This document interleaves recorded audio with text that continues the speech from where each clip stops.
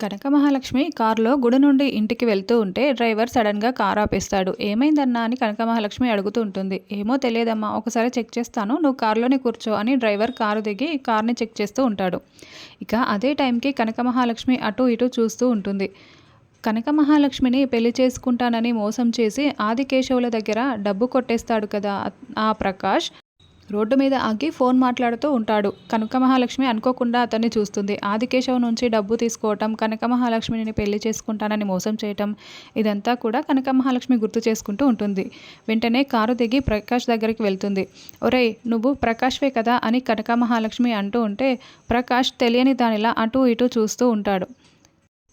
ఒరేయ్, నిన్నేరా అడిగేది, నువ్వు విహారీ గారి ఫ్రెండ్ ప్రకాష్వే కదా అని కనక మహాలక్ష్మి అడుగుతూ ఉంటే ప్రకాష్ ఎవరు, నా పేరు ప్రకాషే కాదు అని చెప్పి ప్రకాష్ తడబడుతూ కనక మహాలక్ష్మికి చెప్తూ ఉంటే కనక మహాలక్ష్మి ప్రకాష్ చెంపపై కొట్టి, నువ్వు ప్రకాష్వే అని నాకు తెలుసు అని చెప్పి కనక మహాలక్ష్మి ప్రకాష్ గొంతు పట్టుకుని నులుముతూ ఉంటుంది. ఇక దాంతో ప్రకాష్ కనక మహాలక్ష్మిని పక్కకు నెట్టేసి అక్కడి నుంచి పారిపోతూ ఉంటాడు.